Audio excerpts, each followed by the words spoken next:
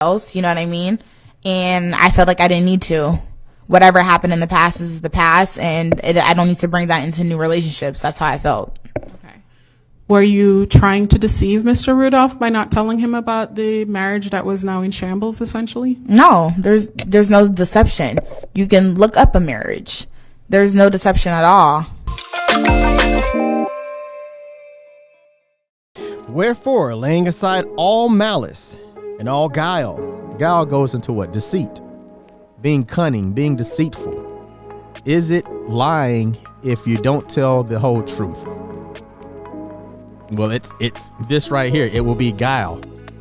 It would be deceit, because especially if it's information that someone should know, and you're holding it back and not telling them all. It may not be a lie, but it's sure enough guile. It's sure enough deceit. And I don't know who all remember that video I put out there about the football player that was on trial, and they were questioning his girlfriend or whatever, and asked her, so did you ever tell him that you were married? Y'all remember her answer to that question? I want to talk briefly about marriage. Okay. Have you ever been married? Yes, I have. And was that to Mr. Rudolph? No. Was it to another man? Yes. Was Mr. Rudolph aware of your relationship with that other man? Correct. Not the marriage, but he wasn't knowledgeable about the marriage, but he was knowledgeable about the relationship. And at the time you started the relationship with Mr. Rudolph, were you and your, I guess, husband at the time still living together as a married couple? No, we were separated. I was at his house every day, every single second of the day. And if I wasn't there, I was at my own home. So what happened between you and your husband? Had you been broken up? Yeah, we were legally separated. We're just separated. All right. So you weren't together in that relationship anymore. So this relationship with Mr. Rudolph was not, quote, cheating. No, I haven't spoken to him, and I haven't spoken to that man that I was married to until this incident happened. He reached out to me. All right.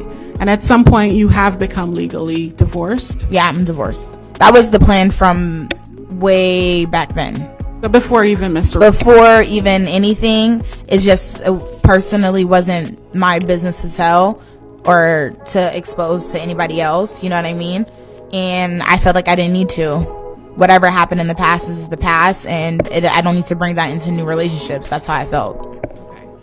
Were you trying to deceive Mr. Rudolph by not telling him about the marriage that was now in shambles, essentially? No, there's no deception. You can look up a marriage. There's no deception at all. Had you ever been asked by Mr. Rudolph directly about any marriage? What's the legal objection?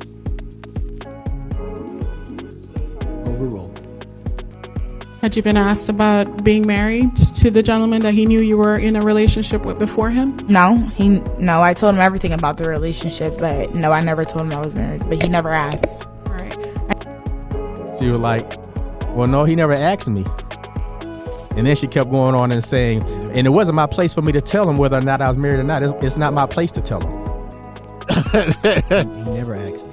So that ain't lying per se, but it is guile. It is deceit. Knowing that's some information that you should tell somebody that you're in a relationship that you're still married. Even if you're getting a divorce and y'all separated, that person should still know that you're married. That person shouldn't have to ask you, are you married? But that's going into guile, deception, or whatever. You holding back information that you know you should tell that person.